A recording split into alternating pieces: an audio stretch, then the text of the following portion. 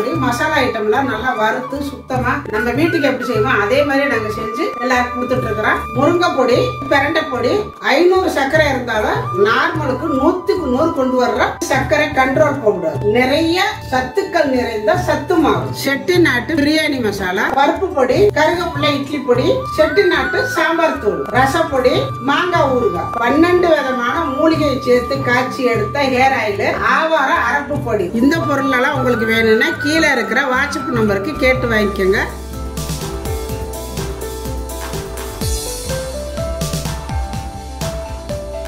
எல்லாருக்கும் வணக்கம். இன்னைக்கு நம்ம வீடியோவில் என்ன பார்க்க போறோம்னா ரொம்ப மருத்துவ குணம் உள்ள ஒரு ரசம் தான் செய்ய போறேன்.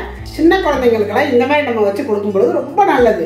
சளி பிடிக்கிற குழந்தைகளுக்கெல்லாம் இந்த மாதிரி நம்ம வச்சு கொடுத்தோம்னா சளியே பிடிக்காது, காய்ச்சல் வராது, ரொம்ப நல்லது. பெரியவங்களுக்கும் நல்லது, சின்னவங்களுக்கும் நல்லது. 6 மாசத்துல இருந்து குழந்தைங்களுக்கு சாப்பாடு ஊட்ட ஆரம்பிச்சிருவோம். அப்ப இந்த மாதிரி ஒரு ரசம் வச்சு கொடுங்க. ஆனா அதுக்கு நீங்க காரம் சேர்க்காம வைக்கணும். இது நம்மளுக்கெல்லாம் எல்லாரும் சாப்பிட்றதுக்கு நான் காரம் சேர்த்து வைக்க போறேன். நீங்க அந்த சின்ன குழந்தைகளுக்கு மட்டும் கொடுக்கறதா இருந்தா காரம் சேர்க்காம நான் வைக்கிற மாதிரி வச்சு கொடுங்க, ரொம்ப நல்லது.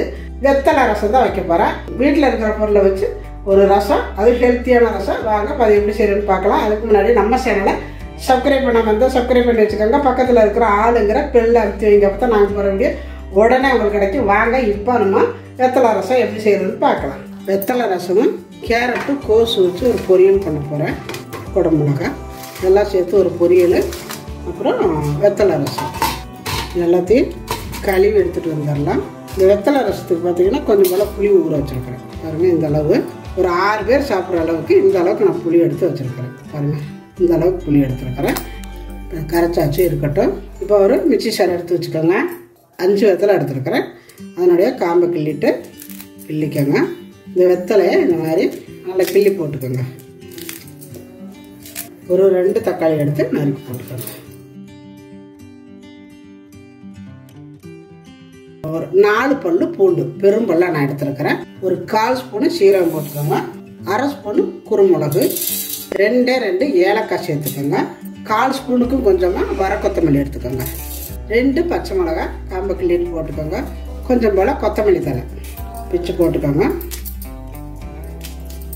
தண்ணி எல்லாம் ஊற்ற வேண்டாம், ரொம்ப நைஸாக அடிச்சிடக்கூடாது. சும்மா லைட்டாக 1-2 அடித்தா போதும். நான் அடிச்சுக்கிட்டு காட்டுறேன். இப்போ நம்ம அரைச்சி கொண்டு வந்துட்டு பாருங்கள், இந்த மாதிரி அப்படியே உதிலியாக இருக்கணும், நைஸாக அரைச்சிடக்கூடாது. ஏலக்காய் எதுக்கு சேர்த்தோன்னா இந்த ரசம் அவ்வளோ செமையாக இருக்கும், நல்ல வாசமாக இருக்கும். அதுக்காக 2 ஏலக்காய் எப்போவுமே சேர்த்துக்கோங்க நீங்கள். இப்போ இது இருக்கட்டும். பார்த்தீங்கன்னா அடுப்பத்தை வச்சுட்டு பாத்திரம் அடுப்பில் வச்சுருக்கிறேன். இப்போ ரசம் தாளிக்கிறதுக்கு எண்ணெய் விட்டுக்கலாம்.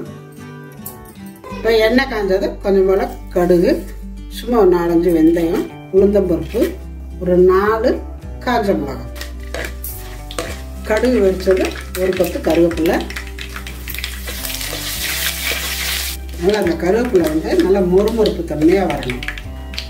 இப்போ நம்ம அரைச்சி வச்சுருக்கிற இந்த பேஸ்ட்டை அதில் சேர்த்துக்கலாம். நம்ம அரைச்சதெல்லாம் இந்த பச்சை வாசம் போகும். அதாவது தக்காளி, பச்சை மிளகாய் இது 2 கொஞ்சம் பச்சை வாசம் போகணும். அதனால கொஞ்சம் நேரம் அப்படியே சூடு ஏறட்டும். இதில் கொஞ்சம் போல் மஞ்சத்தூள் சேர்த்துக்கோங்க. நல்லா ஒரு வதக்கிடுங்க. வதங்கிருச்சு ஓரளவு. இதில் கொஞ்சம் போல் பெருங்காயம் போட்டுக்கோங்க. பெருங்காயம் போட்டுட்டு கரைச்சி வச்சுருக்கிற புளி தண்ணியை அதில் சேர்த்துக்கோங்க. உங்களுக்கு எந்த அளவுக்கு ரசம் தேவையா அந்த புளிப்புத்தன்மை இதெல்லாம் இருக்கணும். ரொம்ப ரசத்தை தண்ணி கூட்டி வச்சுட்டிங்கன்னா புளிப்புத்தன்மை இல்லாமல் போயிடும். அதனால் புளிப்புத்தன்மை இருக்கிற அளவுக்கு உங்களுக்கு எந்த அளவுக்கு ரசம் வேணுமோ அந்த அளவுக்கு கூட்டி வச்சுக்கோங்க. இப்போ நான் இந்த அளவுக்கு ரசம் கூட்டி வச்சுருக்கிறேன். இப்போ இது நுர கட்டினோடனே இறக்கிடணும், கொதிக்க விடக்கூடாது. நுர கட்டினா போதும். இப்போ இப்படியே இருக்கட்டும். இப்போ பாருங்கள், ரசம் நல்லா நுர கட்டி நிற்கிது. அவ்வளோதான். அடுப்பை நம்ம ஆஃப் பண்ணிக்கிட்டேன். இப்போ இதில் கொஞ்சம் போல் இன்னும் கொஞ்சம் கொத்தமல்லி தழை ஃபஸ்ட்டு நம்ம அரைச்சி போட்டோம். இப்போ கொஞ்சம் அப்படியே பிச்சு போடுங்க. இதுக்கு மேலேயே கொஞ்சம் போல் வெத்தலையை பிச்சு போட்டுக்கலாம். காம்பை பிச்சுட்டு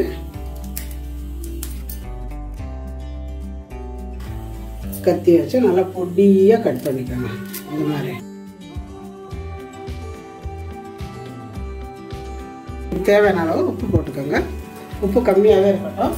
போட்டுட்டு அவ்வளோதாங்க, வெத்தலை ரசம் செமையாக இருக்கும்.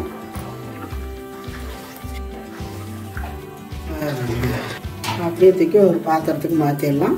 அவ்வளோ நல்லா வந்திருக்குன்னா இது சாப்பிட்றதுக்கு அவ்வளோ டேஸ்ட்டாக மனமாக இருக்கும். கடைசியாக கொஞ்சம் வெத்தலை பிச்சு போட்டுருக்கோம் பார்த்தீங்களா, நல்ல வாடையாக இருக்கும். ஃபஸ்ட்டு நம்ம வந்து அரைச்சிட்டோம், அரைச்சது ஒரு வாசம் வரும், முழுசாக போட்டது ஒரு வாசம் வரும், ரொம்ப நல்லாயிருக்கும்.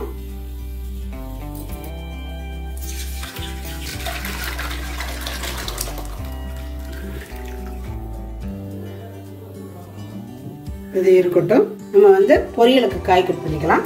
கோஸ் எடுத்து வச்சுருக்கிறேன். இப்போ நம்ம கோஸ் நறுக்கிட்டு கேரட் நறுக்கிக்கலாம். கழுவி எடுத்து வச்சுருக்கிறேன். நெய் சாப்பிடுங்க.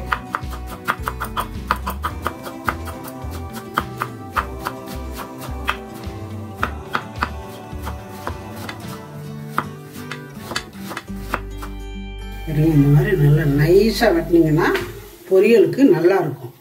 நல்லா நூடுல்ஸ் மாதிரி இருக்கு பாருங்க. அதே மாதிரியே நம்ம கேரட்டையும் வெட்டிக்கலாம்.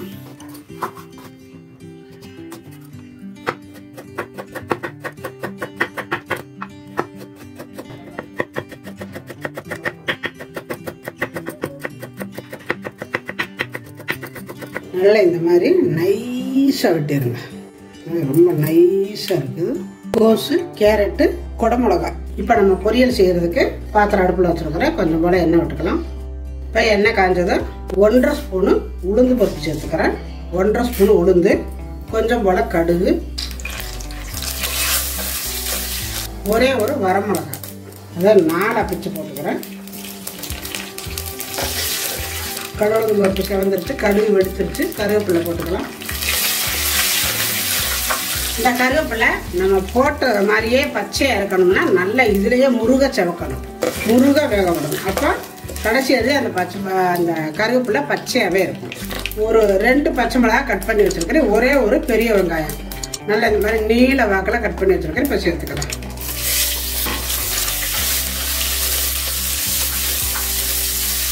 இந்த பொரியலுக்கு ரொம்ப வெங்காயம் செவக்கணும் அப்படிங்கிறது இல்லை. பாருங்க, இந்த மாதிரி நல்லா நீள நீளமாக இருக்கவும் நல்லா இருக்கு பாருங்க. இந்த மாதிரி நம்ம பொரியல் செய்யும் பொழுது ரொம்ப நல்லா இருக்கும்.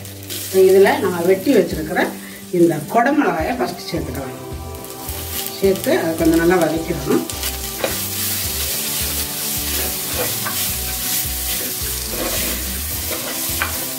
இந்த குடமிளகாய் வெங்காயத்து கூட சேர்ந்து அந்த பச்சை வாசம் போக வதங்கிடணும். ஓரளவு வதங்கிடுச்சு. கேரட்டு, கோஸு பதிவு சேர்த்துக்கலாம். தேவையான அளவு உப்பு போட்டுக்கோங்க. ரொம்ப நேரம் இந்த பொரியலை வேக விடக்கூடாது. ஒரே ஆவியில் வேக வச்சு எடுத்துடணும். இதை மூடி வச்சு ஒரே ஆவி தான், அடுப்பு ஸ்லோவில் இருக்கட்டும். ரொம்ப வேக வேண்டாம், அவ்வளவுதான், போதும் வெந்தது. இப்போ இதில் வந்து கொஞ்சமாக தேங்காய் பூ, இப்போ நம்ம அரைச்சி வச்சு கோகோனட் பவுடர் பிரிச்சுக்கில் வச்சா இந்த மாதிரி கட்டியாக இருக்கும். அதை எடுத்து நல்லா அப்படி உதுத்து விட்டுக்கணும். இந்த மாதிரி நல்லா இருக்கும். இந்த மாதிரி நம்ம போடும் பொழுது நம்மளுக்கு வேலையும் ஈஸியாக முடியுது. தேங்காய் பூ செலவிக்கிட்டு இருக்கணும் அப்படிங்கிறது இல்லை. ரெண்டாவது வந்து அந்த பொருள் நல்லா இருக்கு. இந்த மாதிரி நீங்கள் ஒரு முறை செஞ்சு பாருங்க. அதாவது இப்போ தேங்காய் பூவை எடுத்து நல்லா மிக்சியில் போட்டு தண்ணி ஊற்றாமல் அரைச்சி காய வச்சு எடுத்து வச்சுட்டு ஒரு நாளைக்கு பொரியல், எந்த பொரியலுக்காக இருந்தாலும் போடுங்க. வெண்டைக்காய் பொரியலுக்கு ரொம்ப நல்லாயிருக்கும். அந்த வலுவழுப்பு தன்மையெல்லாம் எடுத்துகிட்டு ரொம்ப நல்லாயிருக்கும். அவ்வளோதாங்க. கேரட்டு, முட்டைக்கோசு, குடமிளகாயை வச்சு ஒரு பொரியல் ரெடி ஆயிடுச்சு. இப்போ இருக்கட்டும். இப்போ சாப்பாடு ரெடி, ரசம் ரெடி, பொரியல் ரெடி.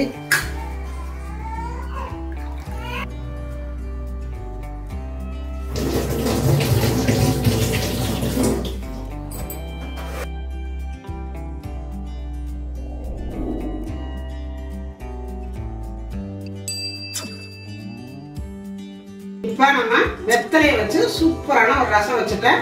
கேரட்டு, கோஸு, குடமிளகாய் வச்சு ஒரு பொரியலும் பண்ணி காட்டிட்டேன். ரொம்ப அருமையாக வந்துருக்குது. இந்த ரசத்துக்கு இந்த பொரியல் கோசுமா அள்ளிக்கிட்டு நிற்கும்.